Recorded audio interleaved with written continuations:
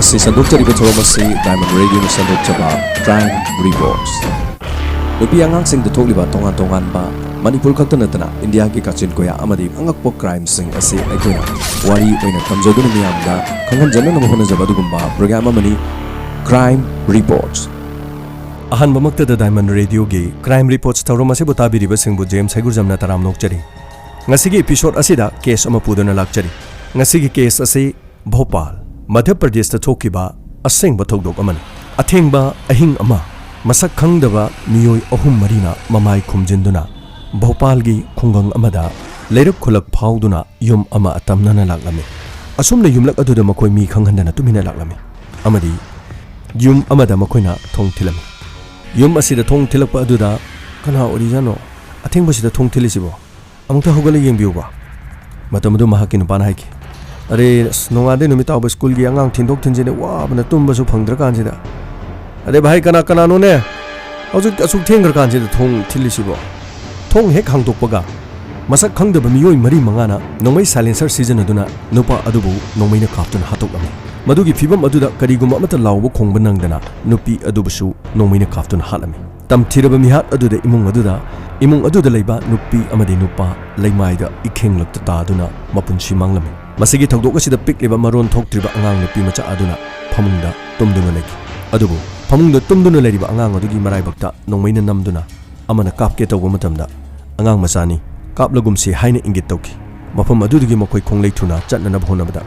school na issue tawba bus driver na litpa uniform adu makoina lawkirami amadi uniform du puduna imung adugi chatkirami asumna ahing aduda kanagumba amata khangdana imung aduda leiba miyoi ani hal aba matungda pikliba machabuna thamlamki asumna mafam adudagi sakhangdaba mamai khumba sing adu yam thuna mok chatkirami mathangi numita angang nupi macha aduna mikap tholokpada mahakki manakta asiba oina leiraba mamabu nom duna kawjarami marul thoktabana upai leitraba angang aduna kappana tana karisu upai leikite imung aduda angang aduna kaplibadu thangnaba yumthangnabagi miyoi singna kariguma mata khanglamde asumna ayukke pung 8 lom tarakku matam adudadi lekai gi mina angang asina kapliba sikuirak le karigi damakta kaplibano haina amaga nimu nganglaki makoi matai manawdu kedorojano angang asibu hauju phawba ngasaidagi kaptuno leisi karimta themdrisi karigino haina yum amaga wafam singse hairami adubu imung aduda changduna thokliba thodok adu kari thoklibagi haibadudi kanagum amatani yenglamde asumna pung 8 makhaidagi nipan tasilaklami angang aduna kuina kappa aduda lekai gi thangnaba nupi amakhakna angang si kuina kapmankhre haiduna imung aduda kaidoroba jano haiduna thong hangdoktuni yengluba matamdadi imung adugi manungda mama mapana leimaida ikheng marakta taduna leiramki amadi pigliba macha aduna ikheng tereba mama gi manakta mama bu kawduna kappu irami maron thoktabana angang aduna karisu khangjadrabasu mahakki mama mapana oriba phibam madudi angang gi thamoida phawriba aduna kappana tana karigum upai mata lekite asumna lekai gi mi meyam sangsanduna imung amagi mi ani hatkhiba paw adu police ta paw pirami masigi matungdana Lotus Genius English School hariba school asigi picnic chatkadaba asigi damakta yum singda angang singna sem sarami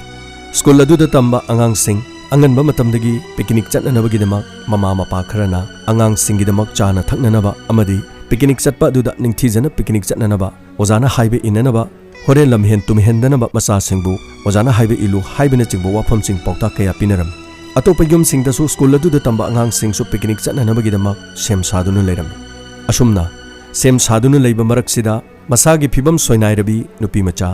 Ria paralysis tawduna makhong chingbadagi makhong adugi mathakta yot ama toplabi asiguma nupi macha amabu mahakki mapa amadi mamana yamna luna Ria nangdi horen ojana haibada iluko picnic chatpadu oja singa nakna dum chatlo ekhoisu yawba natabnina sidagi picnic chatpa matamda lamhen tu hen tawgunuko nangna sana nanggi phibam khanggadabani horen mayamna picnic chatpa adudane nangna maram oraga oja singda koksa haloidabani ko matam aduda Riana haiki hoi papa asumna mima nadrabasu mama mapagi mafamdadi macha haibasi thawai oijaribani phiji manini asumna soigani ngamgani haiduna masa singbu mama mapa singna wajabada hena soinairabi hakchangi phibam phattaba sing asibuna mama mapana hena wajabasu helami masida natana tongan mayum singda leiba macha masu sing school asigi picnic chatnanabagi damak sem sarami adubu imung amakhakta leijaba angangni jiban picnic chatnanabagi damak migi mama mapa singna nongma watlingaidagi angang singi chana thaknanaba sem saba amadi harau taramna tauba adu sigumba minungsi amata fangdaba angangni jiban nongma watlingaidasu mahakna mapada picnic lei haiba matamda mapa aduna tathi tawaina torami amadi mahakpu cheiram taba makhai karigi picnic sakadoribano haiduna phu cheiram mahak pokpa matamda mahakki mama leikhidaba oiramki asumna mahakki mama bu mahak pokpada sibani haiduna tathi tawaina adumak tobirami machamakni haibabu machamakni khallabasu mapagi minungsi ka hena fangdaba angang amo irami jiban adubu mapagi michei adumak khangduna angang amo ibagi maru lukna mapabu kina chachaba angang amani jiban asumna numidang adusu mapana yu taptana thaklaga tumkiba maramna ayuk aduda hogulamde picnic chatnanabagi mahakki damakta kariguma punanabagi kana matana imung aduda sem sabinaba leramde tangai fadane school gi chattaba yadaba picnic nina sarukti yajaning saruk yananabagi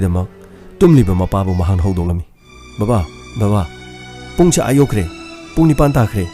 migi macha singdi loinamak picnic chatkani haiduna mama mapana loina thinkre aigidi baba na thiloidro baba thenge pungse amukta hogatpiyo baba matamadu mahakki mapana hairaglam nang ngarang aina phubudu nang kawarbo nang nangi nasada tariba cheiramdu nang kawarbo ngayak ta tumi tumbong khangde ngahak leire baba chalo namanaba mayamna chalido dang adumaina matung ilu chajadro karigi thinmano nang pokpada nama siba mama chaba macha badamas chalo tumpham lakhum khangde nang nasada tariba cheiramdu nang ngarang aina phubudu nang kawdriba nang asumna pigliba mahakki macha adu ngang badu maru luk thajadna adu makhut ani paiduna noidaduna tumina ta leram mangak samda ising thaknanaba bottle ama yansinba asi khaktanatana picnic chaliba du mahakki chana thaknabagi damak kariguma mata sinbidabana tumina mapana chaiba duda mapagi maithongde yengjaraga nonthaduna laklam mapana phaijup chingkhatuna adumak tungki asumna jiban mahakki thongalda school gi bus lakpa ngaikiram asumna school amada picnic chatkani haiduna mama mapa singna machagi damak langba haibasidi tabiriba mayam punamangni hena khanglamgani adubu mama leijadaba natraga imung manunggi miyoi suna leijadaba sing ka hena lairaba sing sigumodadi chaina asi thengna birakpa kanguna wari asi tamdrabasu thamoida kari phaurongadagi haibadudi adumak matang asida thamjare masigi makha tarakpada ahing athengmada miyoi kharana school adugi driver adubu halamlaga driver adugi dress pukhiba adu school adugi bus adu hijack taunanabagi plan tawboirami asumna miyoi taruk aduna miyoi taruk ki manungda miyoi ani amana mafam aduda lehauraga miyoi marina school gi driver gi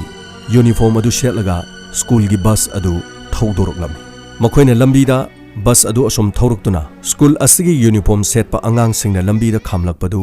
makhoi gi bus ta amamamta oina sum hapchilaklami asumna mama mapa singna masa singbu picnic chatnanabagi damak magi thonga na khamba matamda masa singbu harau taramna ningthi jana chatnanabagi damak masa singbu poktak pibaga loinana bus singda mathang sum karaklami masigi matungda makhoi marina gari thona mamangda hainaki angang du sunu nomaina kapako halu yadro hojikti police na ju khonggali ba horani yam thuna police na khangni akhone tor thabokse police na yam thuna khangkhradi kari kanani angang du sunu nomaina ko kapa haladi phadoba nangna angang du nungsiri nena matamadu da mi hat pasing adugi manungda man hairaki pigli bangang halake dodino nupi machani mana kari tongam doino akhogi pandamdi angang hat panati hoje makha thaba thabok yam leiri asomna makhoi bus dum thoruklami lambida bus adugi contractor ama dress setlaga khamlaki madugi matungda makhoina gari adu khamki noidi kana no bus driver dudi matamda makhoina hairang masang amdre principal na khoi anobani na tharaini adu nang chakya bro chalo hebro nang adu hangbagi kari darka lege asumna hairaga bus adugi marumda chingchenduna makhoi ahum mari changduna bus conductor adusu makhouri melga hatokla masi halaba matungda mahakki firol sing adu loktoklami firol sing adu loktoklaga makhoigi manungda mihat pasingduna amuk sesalaga bus adu makhatana adumak laklami asumna lambida asum lakpasina school adugi angang sing mathang karakpada angang kuntra school gi bus aduda sukhirami loinana lambidagi school adugi security gi miyoi amasu kakhalakami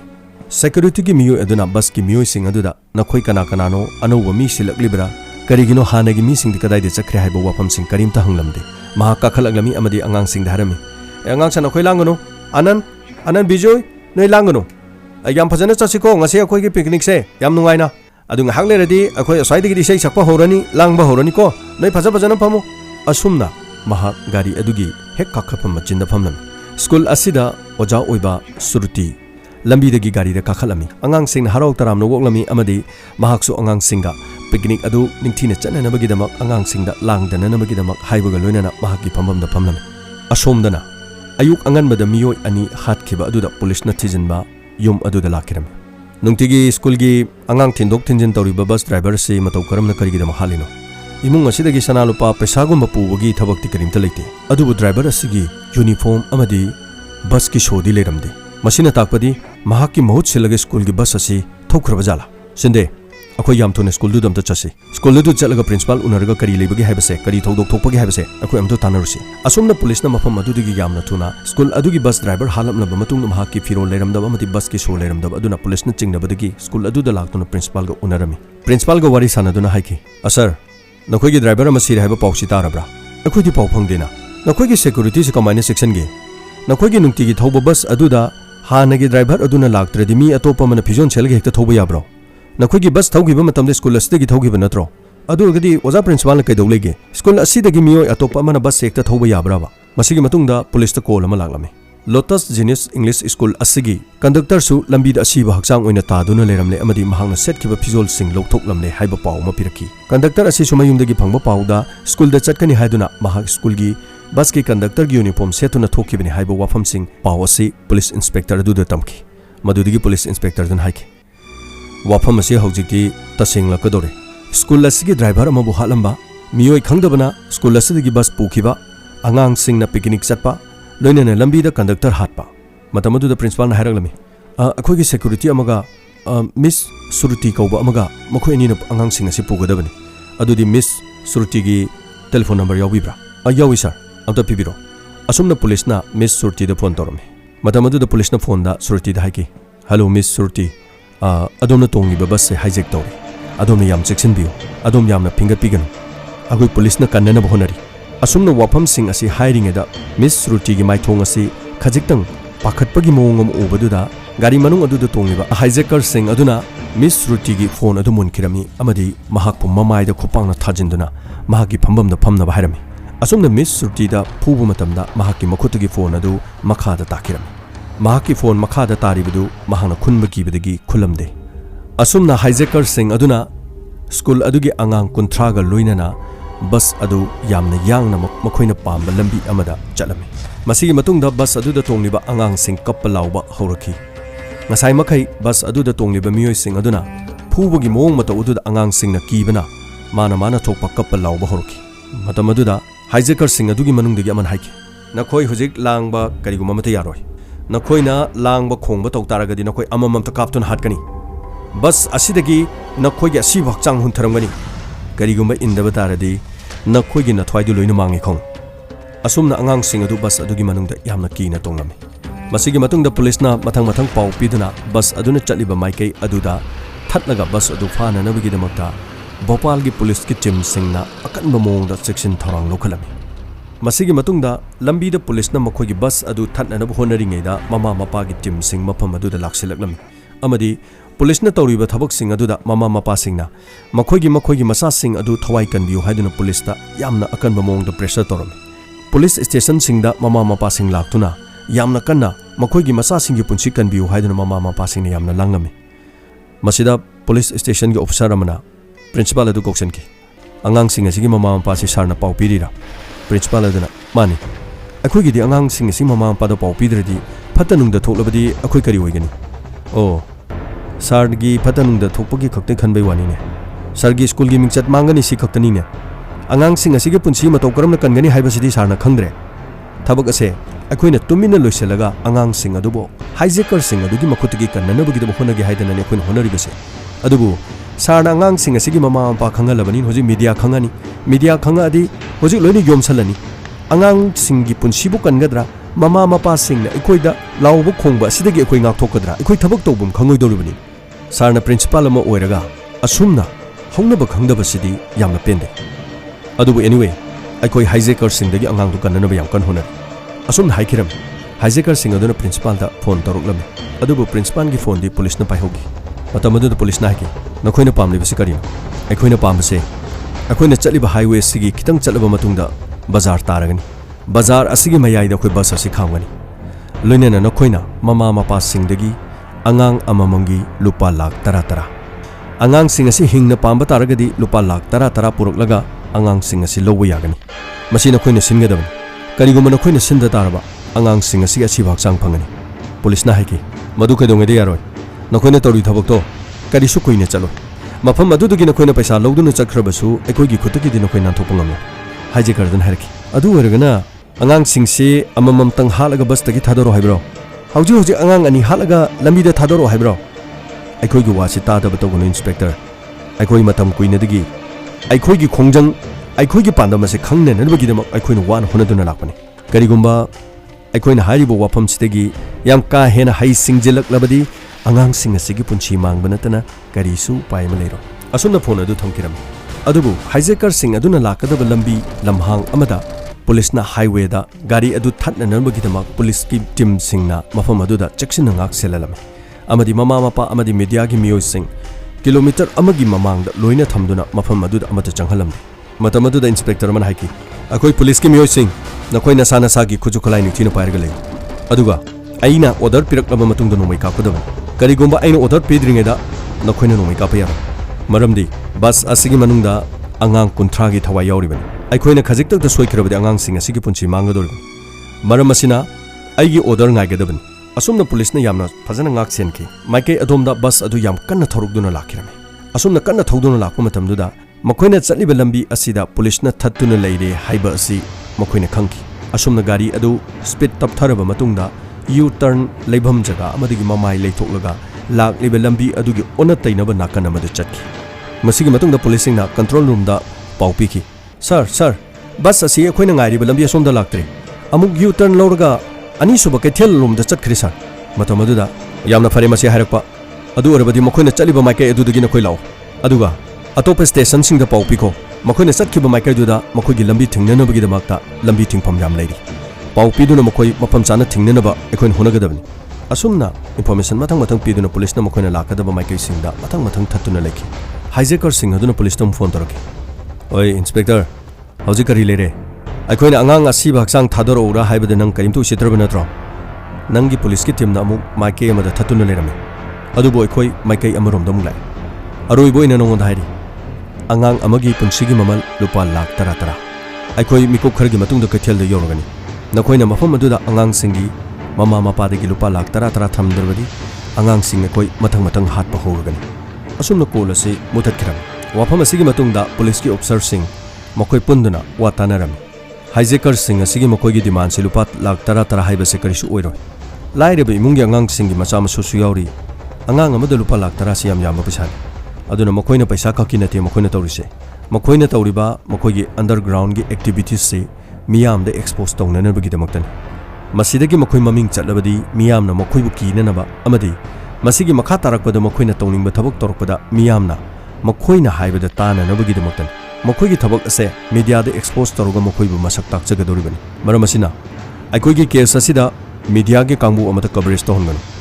मीडियागे मियोय अमता चंगनगनु media सिंगना तंगाई Fadna पाउ लौगे हाइरबसु kilometre अमा लापना लेबा मफमदा मखोइबु लेरबा मतुंगदा मफम अदुदुगी मखोइना coverage तौबा यागनी अखोइना थोकलिबा थौदोक मफमदा मीडियागे अमता चंगहनबा यादे करिगुंबा मसिदैदा खुद थोकनबदा मीडियागे मियोय सिंग नत्रगा Mitcham प्रजा सिंग सोलकपा मतमदा लेबाक असिदा वाथोक ओइगदोरिबनी असुमना police officer दुना मखाताबा police officer सिंग हारम असुमना बस अदु लंबी अदुदा थौदुना लागलम अदुबु यामलबा पुलिस की टीम अमना लम्हांग अमदा मसिंग खंगदना गाड़ी अदुबु थत्पा याननबगिदमक्ता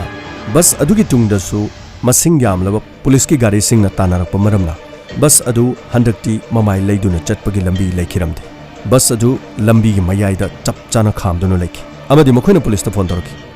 नखोइना करिगुंबा अखोइना खामलिबा बस असिगी मनुंगदा करिगुंबा चंगनबो होनरकलबा अमदी नखोइना खुद थारकलबदी गाड़ी असिगी मनुंगदा याउरिबा अंगांग सिंग असि अममम तो ओइना हातकनी अखोइना हाइबा सनफम सिंग पोरो अदुगा अंगांग सिंगी पुंसीगा पैसागा ओनसि हाइबा वाफम हाइरकी मसिगी मरक असिदा मखोइगी मियोय अनिखक लेहौबा अदुना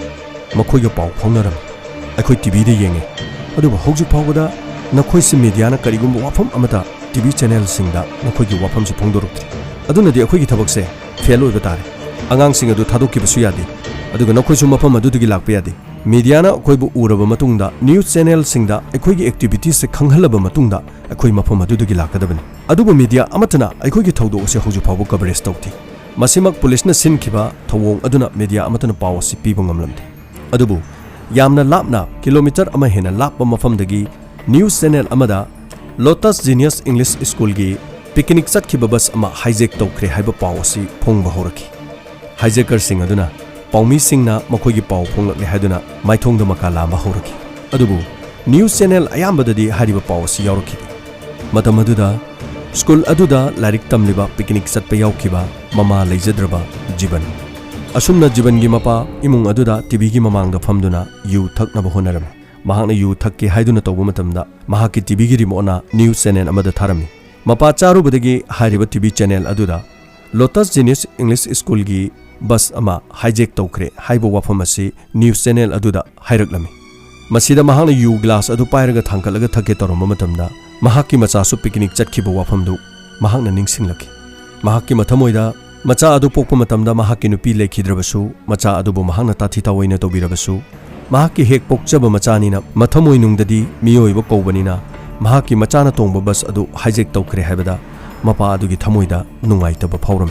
तोंगान तोंगानबा ममा मपासिंग स्कूल अदुदा पिकनिक चटखिबगी ममा मपासिंगदी स्कूल दा लाक्तुना अमदी पुलिस स्टेशन सिंगदा थोमजिनदुना मसासिंगी पुंसी कन्वीननबगीदमक्ता अमदी पुलिस ना ngakliba बस अदुगी मनाक नकना फावबा ममा मपा क्या चंगसिलखि अमदी मचासिंग फाजलिबा बस अदुगी पुलिस ना थिंगलिबा मनाक अदु फावबा ममा मपा क्या मरुम लाक्सिलखि थत्तुना थमलबा बस अदु पुलिस की हाई सिंगलबा मियोय सिंगना कनागुंबा अमता खंगदना हाइजेकर सिंग अदुबु मतम अमा हेक्तदा ऑर्डर फंगलबा मतुंगदा नोंमैना कापननबगीदमक्ता सेम सादुना लैनखि पुलिसना अकोइबा जगह अदु लोइना क्वेश्चनखिरमी तौबदबु पुलिसना मफम अदुदा चंगलबदी आंगांसिंग अदुगी पुंसी करी ओइगदगे हाइबा वाफम असिदा मखोइ लोइनमक पाखनदुना लेखि मसिगी मतुंगदा खामदुना लेबा बस अदुगी मनुंगदा थौदोक मचा मचा कया मरुम थोकिरमी बस मनुंग अदुदा तोंगबा अजमागी लेना लेबा अंकित कौबा आंगांगमा महा खंगौदना बस अदुगी मनुंगदा महाकी फुंगतपगी लेना असि हौरक्लमी असुमना सोर सांगना सांगना फुंगतपगी लेना असि हौरक्पा मतमदा बस अदुदगी नुपी मचा अमखंगना अंकित की बैग अदु हांगदोक्लगा इनहेलर लौथोके तौबा मतमदा हाइजेकर अमन उकी असुमना हाइजेकर उखिबा अदुदा मखोइगी मिस अदुना हाइकी अंकित से अजमा लेबनी मागी इनहेलर से अमरो अनिरखक चिंगबदी माना सोर पुंकलिजे फगिनी प्लीज यारगदी इनहेलर जे अमता लौथोहनजगे मतम अदुदा हाइजेकर अदुना बैग अदु मुनखी नखोइगी आंगांग सिंग असिगिदमक लुपा लाख तरा तरा खोइने डिमांड तौखरे हजु फावबो लुपा अमबो फंगद्री अदुना आंगांग असिना इनहेलर सिजनबसी यारारो बैग तो पिरो इनहेलर यावबा बैग अदु बस अदुगी थोंग हांगदोरक्तुना मपानदा लापना लंगथोरखि बैग अदुना सोरोककी मथक्ता ताबा मतमदा अंकित की ममा मपाना बैग असी अंकित की बैगनी बैग असिगी मनुंगदा अंकित की इनहेलर यावबनी करिगुमा माहंगना मनुंगदा सोर फुनबा हौरक्लबदी इनहेलर से मपानदा ता लेरबदी मखोइगी मचागी पुंसी मांगबा तारे हाइदुना ममा मपा मपानदा लाउ खोंगदुना कपलमी पुलिस की मियोय सिंगना चिंगदोंग अमदगी बस मनुंगदा नोंमै तमले हाइबसे हाइजेकर सिंग अदुना खंखि मदुदगी मखोइना बस मनुंग अदुदा लेरिबा आंगांग सिंग अदुदा हाइखि नखोइ लोइ लेखलो लोइना लेखलगा नखो चिंगदो थांखलो नखो थांखलगा बस की मिंगसेल मपासिदा लोइना लेपु असुमना आंगांग सिंग अदु लोइना लेफलबा मतुंगदा मागी मागी फमलिबा सीट मपागी मिंगसेल मपादा मखुत थांगलनंदना लोइना लेफनखिरम बस अदुगी मयाइदन हाइजेकर सिंग अदु लेरमखि अमदि पुलिस ता फोन तौखि नोय यामना सिंगबा नत्रो इंस्पेक्टर कोइना हाइखिबा सेनफमसु नोइना पीद्रे हौजि मिक्यु खोरगी मतुंगदा कोइ आंगांग हापा होरगनी हौजिकि बस से नोय करि तौबो ngamdori होजि हौजिकति नोय अखोइद खो थाबा ngamaroi बस असे आंगांग सिंगना कोरो कोइना ngaedana नोय याम हाइसिंगबा नत्रो मिकुप खरगी मतुंगदा आंगांग असिबगी हक्चांग उबो फंगनी करिगुम्बो वाफम अमता हाइबा नंगदना फोन अदु कक्थटकिरमी पुलिस के माइकैदगी यामना कोक साबो ओइरमी मखोइबु नकना लेरबसु हेक्तमुक नोंमैना कापसु यादबा आंगांग कुंथ्रागी पुंसी करी ओइगदगी हाइबा वाफम सिंगासि लोइनना बस मनुंगदा तोंगलिबा मिस अदुगी फोन अदु ngasai mangonda phuba matamda makhada takhibadu mahakna tapna phone adu makhongna chaptuna lokhalami asumna tumina chaptuna lokhalaga mahakna principal gi number adu da call tormi principal gi number adu da call tob matamda principal gi phone di police na paibanina hello miss surti kari kari paule sir manung asida leribasidi khuju kholai matik jana pai AK47 rifle ani hum su yawe khuju kholai sing loina pai aduga angang sing hoju phawgi di kachu to bolete asumna surti na police ता अरुंब पाउ पीरिंगेदा Surtibu hijacker-sing aduna mangaksam chaptuna bus adugi manungda mamaida khupakna thaduna phamanki amadi mahaki phone munkiram. Surti da khupakna thaba matamda satra nupa macha man hairaki aikogi Mr. Phubiganu hairaki. Oh, nakoigi miss puningdrabadi nangondo phu tari yabra. Nakoigi miss asi nangna puhaningdramni nangondo phu tari ne.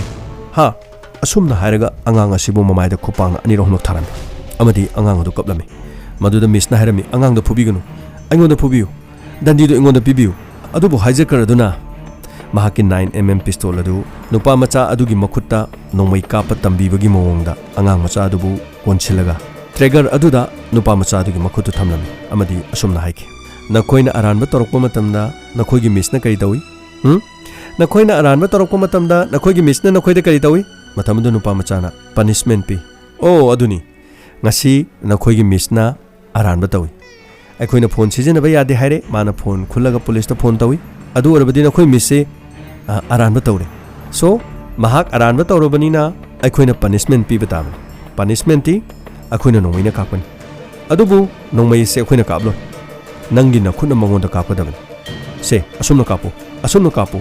asumna hijacker aduna angang nupa macha adugi makhota nongmai du piraga nongmai kapa tambagi mongda angang adugi tungdagi hijacker aduna konchilaga miss adugi mapada nongmai du onsilam asumna onsilaba matungda angang nupi macha amana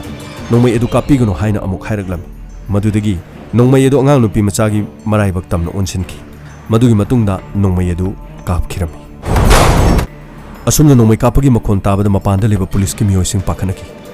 mama mapa sing mikup kharagi oina tumina leki bas aduda tongliba angang hatpa hore haiba wafam police na khanki amadi mama mapa sing na khanki hijacker sing duna hairaki bas asigi manungda tongba lam henba angang nupi macha riya kobama khoin hale hojik bas asida mahaki asiba sang lere karigumba makha taba akhoi demand sing asi pidaba tarabadi riya koba nupi macha sina siriba sigumna nakhoi gi angang sing mathang halagani wafam si hijacker sing aduna hairaki police na yamna mi pairami kallabasu karamna kansige karamna toksige haiba wafamda yamna awaba wiki masigi matungdagi police inspector Ratan mahangna police officer amda haiki sir akoina mafam asida leirakliba yamna kuire hojik nungthirga pung ani rom tasin kare asumna ngangnaduna leirabadi afabak oiraklaroi sir permission pibiu sir ai case as makhathana I solve tawjagi ayabadu ingonda pibiu matamaduda police officer na haiki karino Ratan nang haije angang sing asigi manakta nang matau karamna changdoino nang sida changaga nang na punchi mangnabro khudong thirabadi angang sing sigi punchi manggadoribanine nangi plan do soirabadi angang sing sigi punchi manggadoribanine matamaduda Ratan haiki sir angang sing asigi punchi di mangdana na bai honajargi aigi thawai di mafam asida manglabasu mangjargi angang sing asigi damoktani police aikoina leiribase micham praja bu ngak senanabni sir aikoina asumna makoina haibasi yaduna leirabadi matungda su sigumba thodok kayan lamdamnarakuna lamdam asida tholokpa yai asigumba thabak sing asi torubasu police sing aikoigi marakta thawai pamudaba police sing lei haibado sir madu unanabagi tanjado ingonda pibiu matamadu police officer aduna Ratanga yamna kupna watanarami masigi matungda achauba bag ama paiduna police inspector Ratan bus adugi manakta bag adu chingduna chatlam amadi hijacker singduna hairaki oi karino no da changai do akoina noida kari hai matamaduda inspector Ratan hairaki ichinau sing aina pujarli base paisa ngaktani angang amamamge lupa lakh tara tara haibudun thajadraga yembiu paisa yauri ai isada khulai amte yaudi yembiu aigi nongmai makhada thame ai khulai amte yaujadi angang sing karimta sonbigano paisa si lobi oduga angang sing du kumthalaga bus tu thauruga nokoi adum chakko makata bade khoi khuthono gumse asumna haiki adubu khanghoudana hijacker sing aduna porokpa bomb gi khaw amadagi bomb ama longthorktuna mapanda langthoroki asumna mapanda langthorokpada laibok fabadagi inspector Ratan bomb aduna masada kariguma mata sohoude adubu bomb pokhai khibagi matung aduda madugi tanja lauraga ikhang khanghoudana inspector Ratan bus adugi manungda yoksinki amadi mahaki makhongde yepliba nongmai adu lokthokuna bus manung aduda tongliba hijacker sing adu mahakna amamam to oina khonglei thuna nongmaina kapki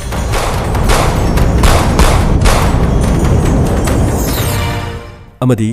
inspector Ratan da nongmai kapna na honarakpa amabuna anakpa chingdum amagi matonda ngasaidigi lumduna leiriba police ki makhut chumlaba miyo amana driver adu nongmaina kaplaki amadi bus adugi maning thangba sarukta rifleman amana mu hijacker amabu nongmaina kapna honarakpada hijacker aduna kaplakpa nongmai maruna Havaldar amasu nongmaina panduna lemai asumna bus adugi manungda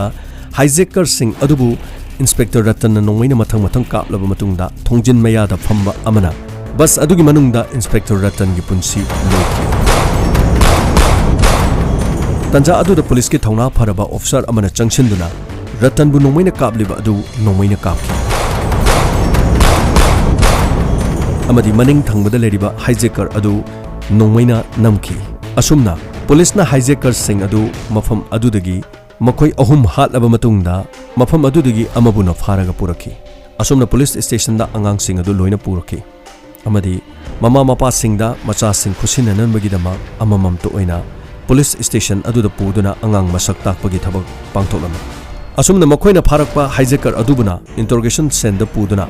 police singna wahang pahang torame wahang pahang tongbu matamda makhoi gi mi kadai da leiri aikoina khangbada nakoi mi taruk soi haina tai haujik nanga thana mi marini adurabadi atai mi sing kadai da lei haiduna police na yamna wang pahongan adubu phari ba miyo edugi machindagi haujik mi kukhara ki tungda aikoi gi mi lani nakoi gi nathakta lan tawragani ai karimta hairoi ai gi chilsina makoi gi maramda karimta hairoi yengo nakoi haujik nakoi gi nathakta lan tarak lagani aikoi gi miyo singna haujik nakoi gi nathakta lan tarak lagani wahi sing asida police na mahakpu phuram adubu karigumba amata mongonda na chunglamde police na karigumba amata thajaramde mahak na haribu wafam duda kaya lumna lauramde asumna mohang pangba chatharingeda school adugi mama mapa sing mathang tapna laktuna macha sing amamam ta sak takna duna police station aduda mathang lakpa hoki asumna school adugi mama mapa sing magi angang sing masak taklaba matungda police na amamam ta unahanduna station da verification tawrame school aduda picnic chaluba angang singi mama mapa laktuna macha gi phibam hangduna amadi macha bu mathanungda konduna kapchabadu ubada jiban gi mamita mapi ira haurame mahaki apokpa mapa adusu yu thaktuna mangonda phu chaiba mahak pokpa matamda mahaki mama laikhide haiduna tathi tawoina matam punamakta tawjaba mama mapa singna angangbu hena kupna senajaduna nungsina mathanungda konduna sanajaba harau nungsina tawba adu mahaki mapunsida phangjaraktabana mahaki school gi mamanabi singda mama mapa laktuna makhoi gi mathada konduna kapchaba adu uraga mahak mamita mapi ira hauduna yengjaki adubu khanghaudana police station adugi gate tagi mahaki mapa machagi manakta tapna laglami jibana mamai lekhatuna ungkhatuna gate lomda yengloba matamda mahaki mapana police station aduda changlakpadu urjarami amadi mapaduna laklaga nungtigi mahakpu thina ngangba chaibugum thodok adugi matangda su mahakpu chaibigedaba malamki machani haiduna nongmatasu mapagi mathanungda konduna nongmatasu mapagi nuksiba phangjadraba jibanna kari wali kari chaningi haiduna makhut sambiduna harau kumai amata mapana makhut samduna pubidraba macha aduna mapa adu lakpa matamda mabukningda mapa lakpagi nungaiba dudi phauramde adubu mahakki mapana nongmatasu luna tawbikidraba mahakki machabu ubada numit adudadi machabu nungsiba phaurami amadi changsilaktuna jibangi manakta phamtharaga jibangi mamaida nalaga nonthaduna leiraga matam punamakta chaiduna ngangduna leibanina serakadaboi nganglakadaboi ningduna mapada yengba ngamjaramde mapana luna tawba mong adu ubaduda mapunsida amukta mapana luna tawba phangaktraba mahakki makhajaida paiduna mapana munne yenglakpa aduda mapagi nungsiba phanglakthraba jibanna makhon thokna mapada konselaga kapchaki asumna jibangi mapasu numit aduda yamna kapki amadi haikiram nangdi ngasai aina nangi chanabasu karimta pi hogdre adu nang chaklamra nangi chanabado chirigi thoga leirurase nangi sing bottle du krai lehorge bus ta lehore baba bus ta o ai lorge nang chaklama mani ngasidi babana nangi achapo lebigani nang ngasai chakkibado ai karimta pi hodre ai yam nungai hodre ado nang sida leramuko ai bus ta gine nangi sing bottle du lorge asumna jibangi mapana bus manungda jibangi singi bottle adu pairam tanja adu do khanghaudana maruti van amada khulai matik chana pairaba lalhoba ahum mariga loinana atat akham leitana nomaina kapsilami masiga loinana ngasigi damaktuti episode asi matang asida loichari makha taba episode ki sharu wari asigi matungda jibangi mapa laikhidabra amadi जीवनगी फिवम करी ओहेबगे अमदी police station असida हाइजेकर्सिंग असिगा करी करी थौदोक थोखिबगे हाइबदु मथंगी episode अमु मियामना तमजगे हौजिकिदि James सैगुरजमना ताबिरिबसिंगु अमुखाना खुरुमजरी।